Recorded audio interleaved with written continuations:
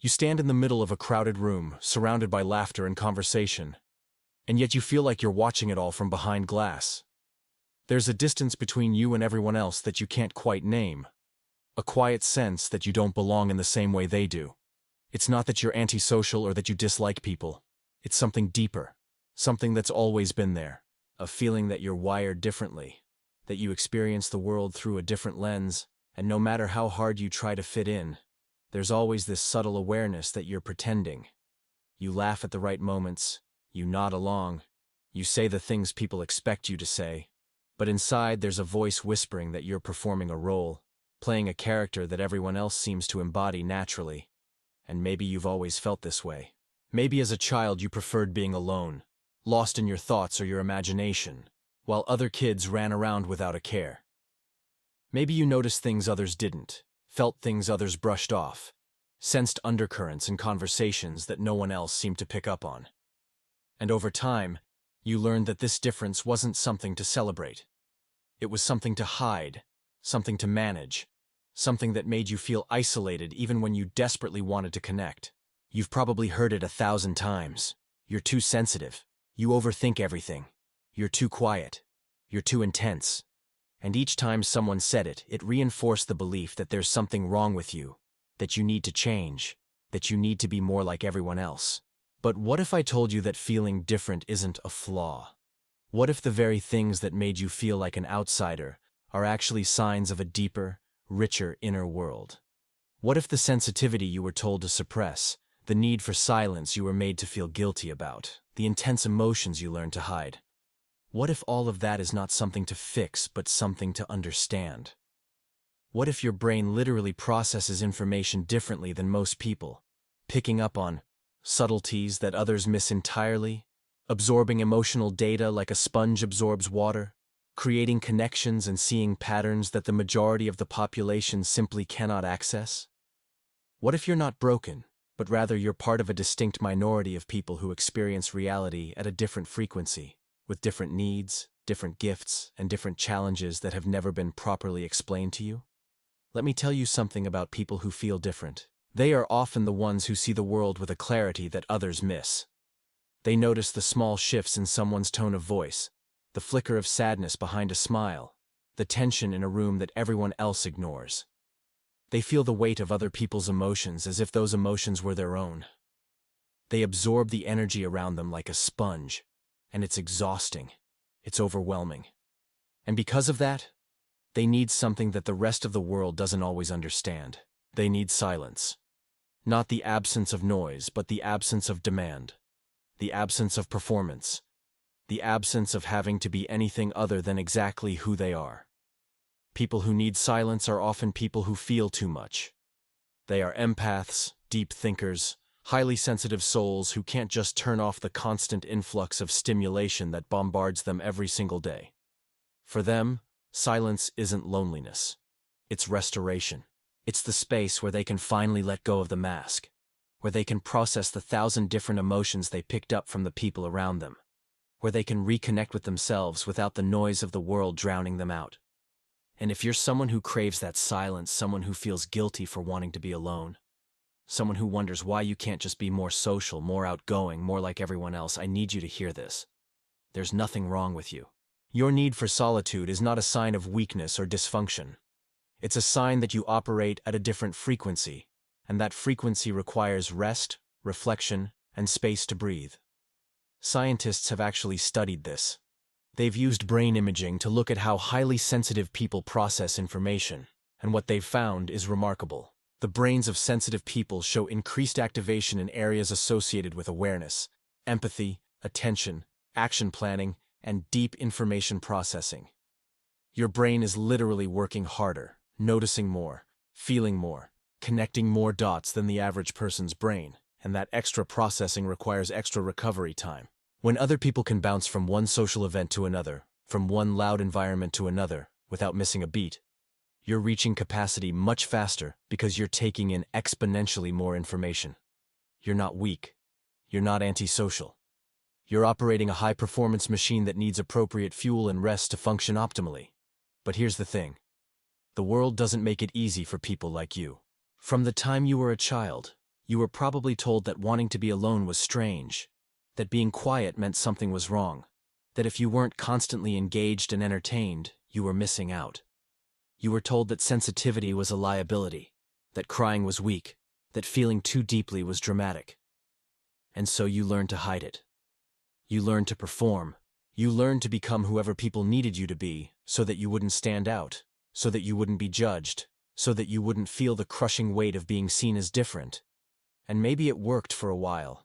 Maybe you convinced yourself that you were fine, that you could keep up the act indefinitely.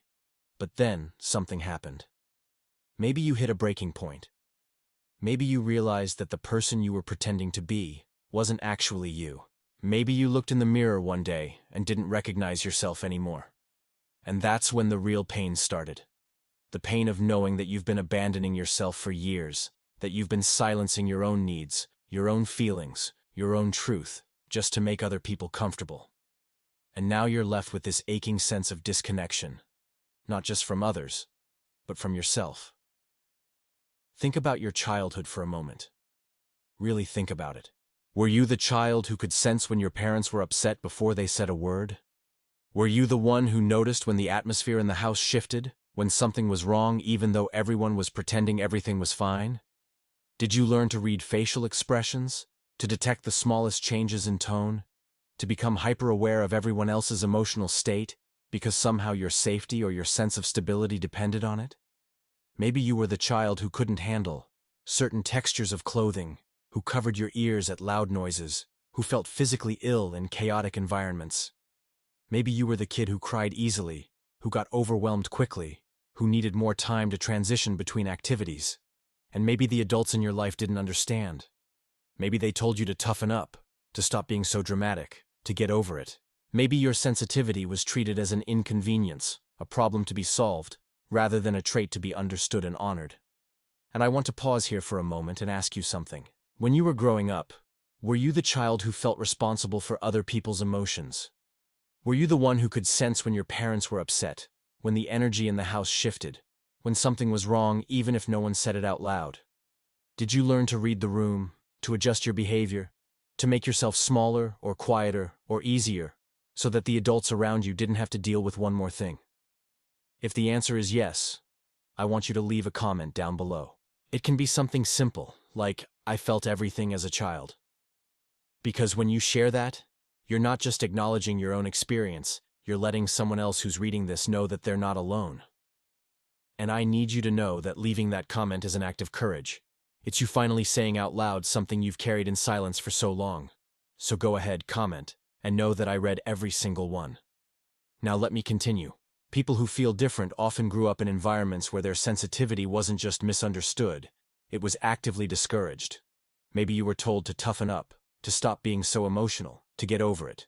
Maybe your feelings were dismissed, minimized, or ignored. Maybe you learned early on that expressing your true self led to rejection, criticism, or punishment. And so you developed what psychologists call a false self, a version of you that was acceptable, that didn't rock the boat, that fit into the mold of what others expected. But the cost of that false self is immense, because while you were busy performing for the world, the real you, the authentic you, was left in the shadows, unacknowledged and unseen. And over time, you started to believe that the real you wasn't worth knowing, that your sensitivity was a burden, that your need for depth and meaning was too much, that your desire for solitude meant you were broken. But here's what you need to understand. The world needs people like you. The world needs people who feel deeply, who think critically, who question the surface-level narratives and dig for truth. The world needs people who aren't afraid to sit in silence, to process their emotions, to do the inner work that so many others avoid.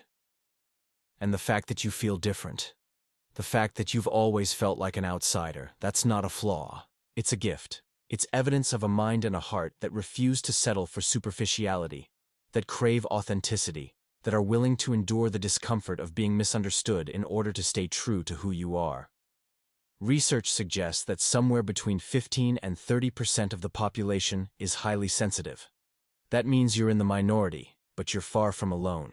There are millions of people who experience the world the way you do, who feel the same overwhelming intensity, who need the same restorative solitude, who have spent their whole lives wondering if something is wrong with them.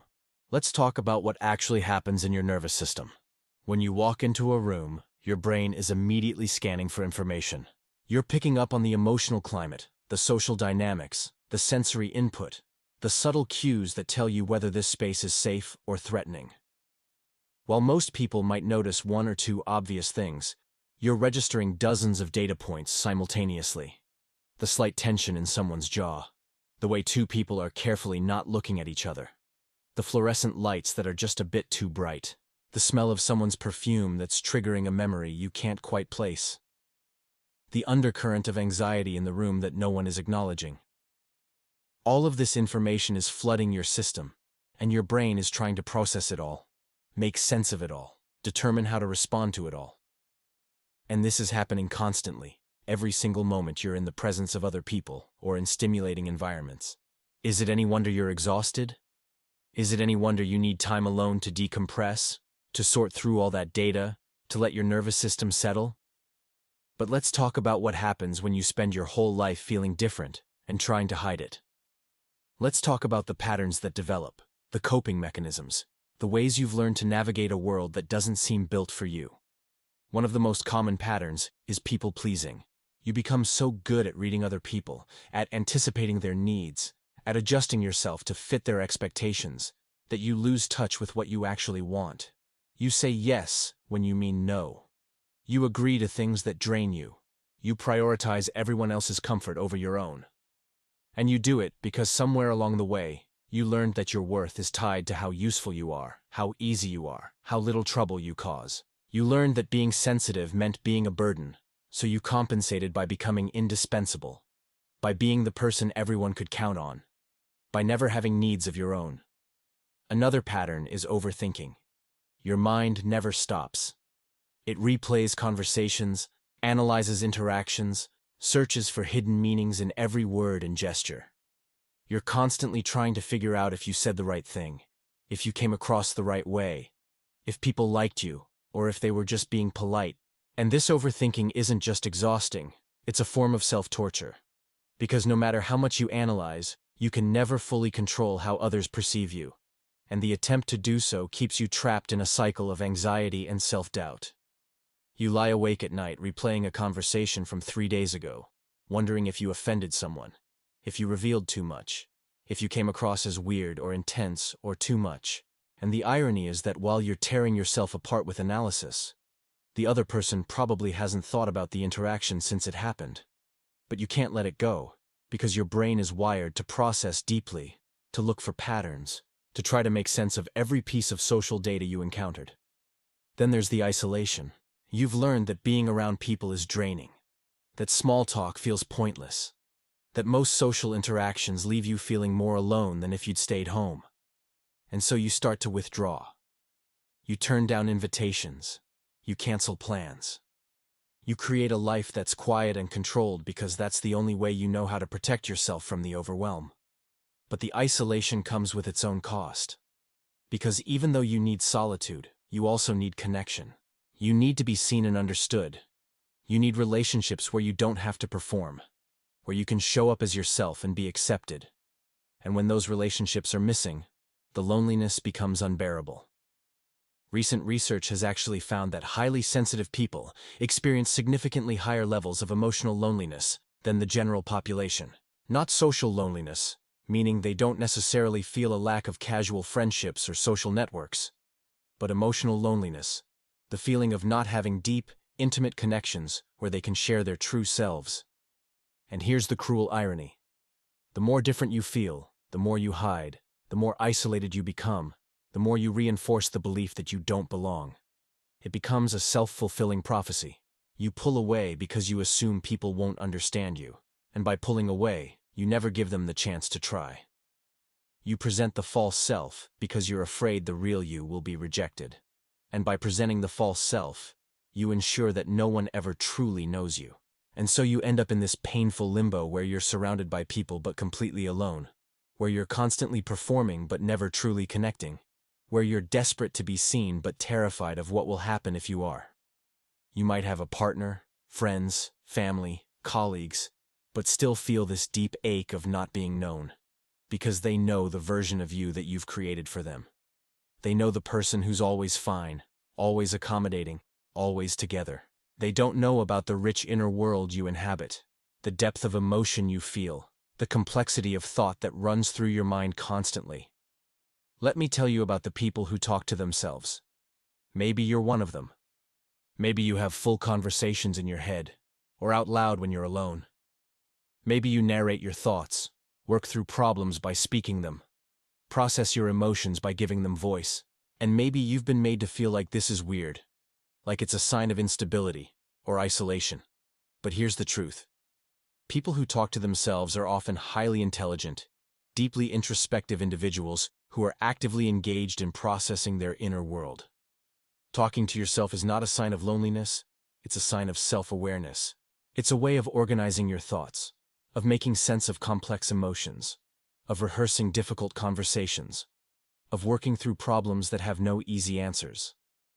It's a form of self-companionship, a way of being present with yourself in a world that constantly demands your attention be elsewhere.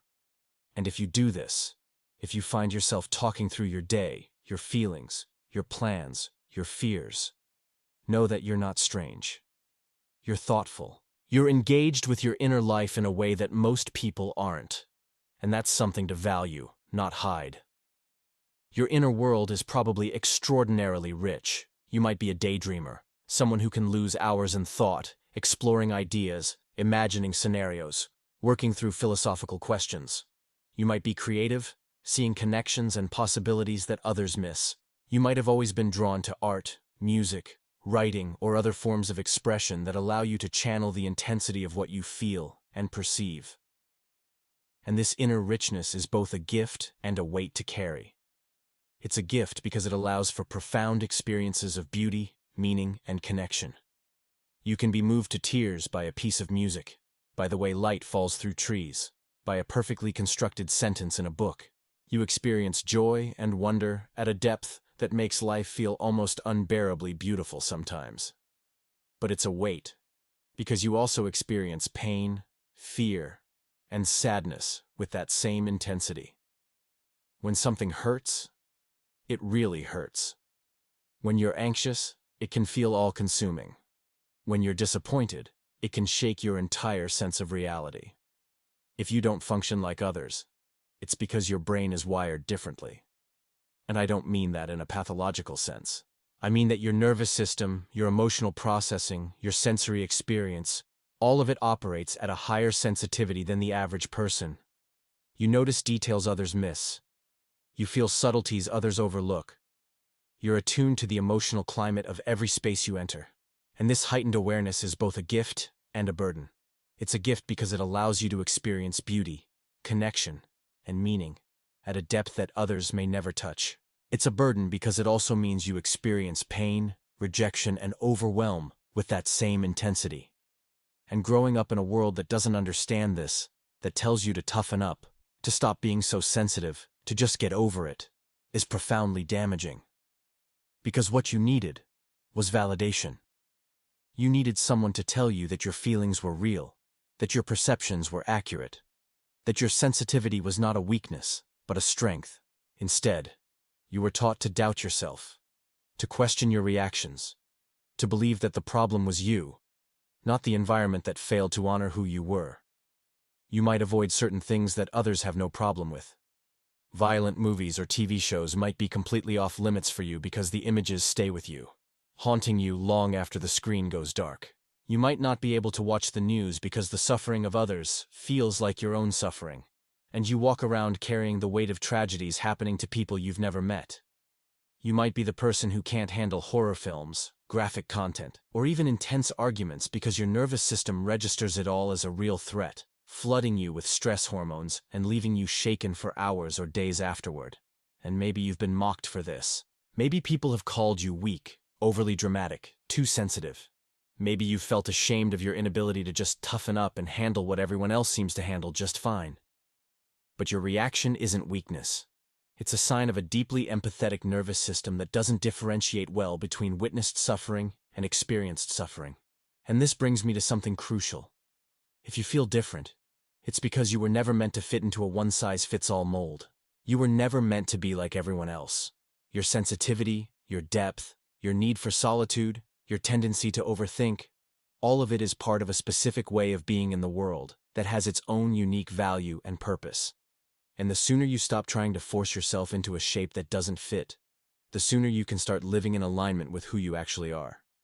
This doesn't mean you won't struggle. It doesn't mean the world will suddenly understand you. But it means you stop abandoning yourself. You stop betraying your own needs in order to make others comfortable. You stop pretending to be someone you're not just to avoid judgment.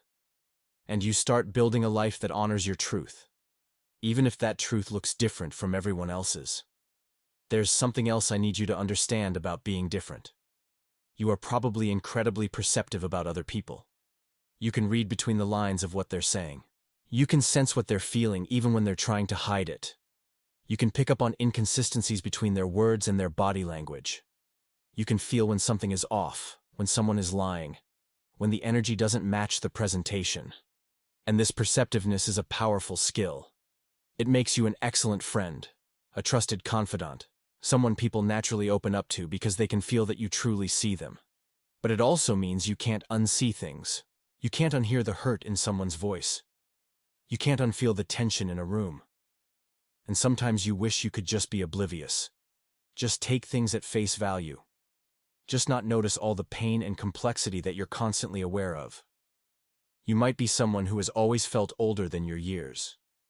Even as a child, you might have felt like you understood things that other kids didn't, like you were carrying knowledge or awareness that was too heavy for your age. You might have been described as an old soul, as mature beyond your years, as serious or thoughtful. And maybe that felt like a compliment at first, but over time it became another weight to carry.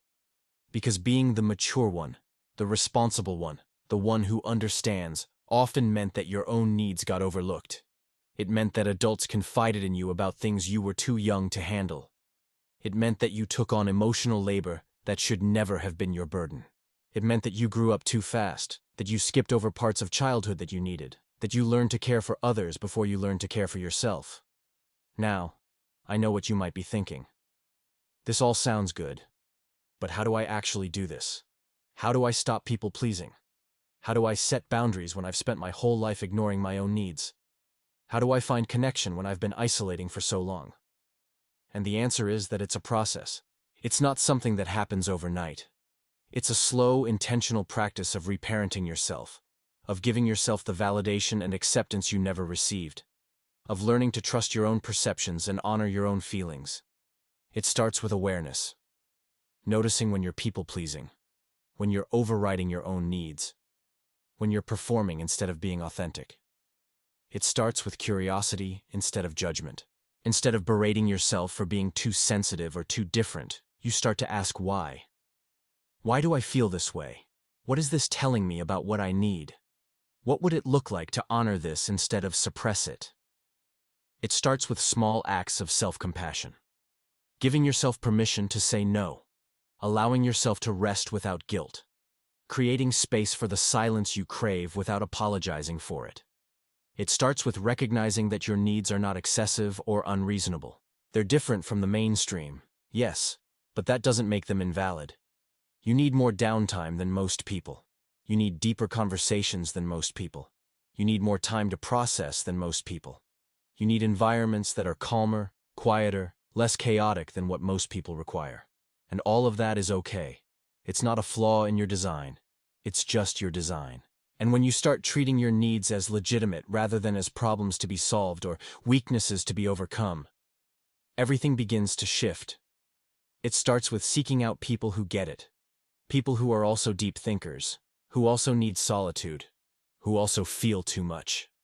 Because when you find your people, when you find the ones who don't make you feel like you're too much or not enough, when you find the ones who see you and understand you, everything changes. You realize that you're not broken, you're not alone, you're just different. And different is not something to fix, it's something to embrace. And yes, finding these people can be hard. They're not the loudest people at the party. They're not the ones dominating every social situation. They're often, like you, on the edges, observing, feeling, thinking. But they're out there. And when you connect with them, When you have a conversation where you don't have to explain yourself, where you can be as deep and intense and feeling as you actually are. It's like coming home. If this video is resonating with you, if you're feeling like finally someone gets it, leave a like so I know this content is landing, so I know it's worth continuing to make videos about the things that no one else talks about. Because that's what this channel is. It's a space for the people who feel different, who think too much, who feel too deeply, who have always sensed that they don't quite fit. People who hide their sensitivity often do so because they learned early that showing it led to pain. Maybe your emotions were weaponized against you. Maybe you were mocked for crying, punished for being afraid, dismissed for being hurt. Maybe you learned that vulnerability was dangerous, that opening up meant giving people ammunition, that the safest thing to do was to lock it all away and never let anyone see how much you actually feel. And so you became the strong one, the stoic one, the one who never breaks, who never needs help, who always has it together. But underneath that armor, you're drowning. You're carrying the weight of every unexpressed emotion, every unmet need, every moment you had to swallow your pain and pretend you were fine. And the cost of hiding your sensitivity is immense. Because when you can't show your pain, you also can't show your joy. When you can't express your fear, you also can't express your love. When you shut down one part of yourself, you shut down all of it, and you end up living this muted, half-alive existence where you're going through the motions, but you're not actually present, not actually feeling, not actually living. And the saddest part is that you're doing it to protect yourself. But the very act of hiding is what's hurting you the most. You might be someone who has become very good at masking. You've learned to mirror the energy of the people around you, to match their tone, to blend in seamlessly. You can walk into a room and within minutes assess what's expected of you and become that. It's an incredible skill, really, this ability to shapeshift, to adapt, to become what's needed. But it's also exhausting. And after a while, you start to lose track of who you actually are underneath all the masks. You start to wonder which version is the real you, or if there even is a real you anymore. And this is one of the most painful aspects of being a sensitive person who has learned to hide. You become so skilled at performing that you lose touch with your authentic self. You don't know what you actually like or want or need because you've spent so long tuning into what everyone else likes and wants and needs. So what does it look like to stop hiding? It looks like letting yourself be seen, even when it's terrifying. It looks like sharing your feelings with someone you trust, even if your voice shakes. It looks like admitting when you're not okay, when you need help, when you're struggling. It looks like allowing yourself to cry, to feel, to be vulnerable without immediately shutting it down or berating yourself for it. It looks like recognizing that your sensitivity is not a weakness. It's a sign that you're alive, that you're human, that you're capable of profound connection and depth. And yes, it's scary. Yes, it feels risky. Yes, there's a chance you'll be hurt again. But the alternative is spending the rest of your life behind a wall, safe but alone, protected but disconnected, surviving but not truly living. And you deserve more than that. You deserve to be known. You deserve to be seen. You deserve to exist in the fullness of who you are, not just the parts you've deemed acceptable. And if you want to keep exploring these themes with me, if you want to continue this journey of self-understanding and healing, subscribe to the channel and turn on notifications. This isn't just about watching videos. It's about being part of a community that sees you, that understands you, that reminds you that you're not alone in this. And every week I bring new content on psychology, emotional healing, self-awareness, always with this same depth and empathy. So if that speaks to you, hit that subscribe button and let's keep going together. Let's talk about what healing looks like for someone who has always felt different. It's not about becoming like everyone else. It's not about fixing yourself or suppressing your sensitivity or forcing yourself to be more social. Healing is about acceptance. It's about accepting that you are who you are, that you feel what you feel, that you need what you need, and that all of that is okay. It's about releasing the shame you've been carrying, the belief that there's something wrong with you, the fear that you'll never belong. It's about understanding that belonging starts with yourself. It's about creating an internal sense of home, a place inside you where you're safe, where you're seen, where you're enough exactly as you are. And from that place of internal belonging, you can start to build external connections that honor your truth. You can start to seek out the people, the spaces, the experiences that align with who you actually are instead of who you've been pretending to be. And yes, this might mean letting go of relationships that no longer serve you. It might mean walking away from environments that demand you shrink yourself. It might mean disappointing people who have grown accustomed to your compliance. But it also means reclaiming your life. It means living authentically. It means finally being free. It means waking up and not immediately putting on a mask. It means going through your day without constantly monitoring how you're coming across. It means having conversations where you say what you actually think instead of what you think the other person wants to hear. It means making choices based on what feels right to you, instead of what you think will make others happy. It means honoring your need for rest, for silence, for depth, for meaning, without apologizing for any of it. Here's something else about people who feel different. They often have an incredible capacity for empathy and compassion. Because you feel so deeply, because you're so attuned to the emotions of others, you have a natural ability to hold space for people's pain. You're the friend people call at 2 a.m. when they're falling apart. You're the one people trust with their secrets, their fears, their shame. You're the one who can sit with someone in their darkness without trying to fix it or make it go away. And this is a profound gift. But it's also important that you learn to protect your energy. Because if you're constantly absorbing everyone else's emotions, if you're always available to hold everyone else's pain, you'll burn out. You'll end up depleted, resentful, and unable to access your own feelings because you're too busy processing everyone else's. Setting boundaries as a highly sensitive person is essential. And boundaries don't mean you care less or that you're being selfish. Boundaries mean you're honoring the reality of your nervous system. It means you're recognizing that you have limits, that you can't pour from an empty cup, that saying yes to everyone else often means saying no to yourself. It means learning to distinguish between empathy and over-responsibility. Empathy is feeling with someone. Over-responsibility is feeling responsible for someone. Empathy is compassionate.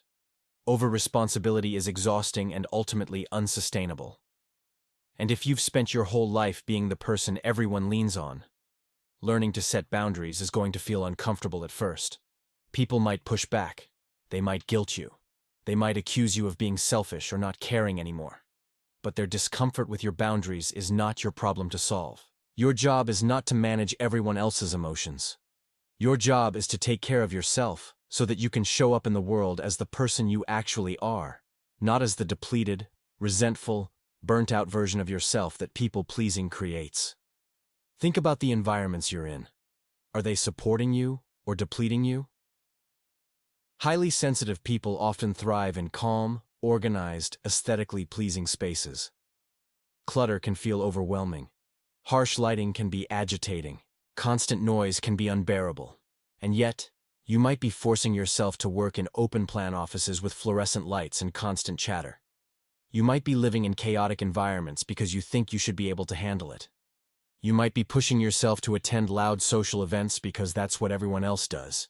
But what if you gave yourself permission to create or seek out environments that actually work for your nervous system? What if you prioritize spaces that feel calm, quiet, and nourishing? What if you stopped apologizing for needing what you need? You are not too much. You are not too sensitive. You are not too emotional or too intense or too deep. You are exactly the right amount of everything you are.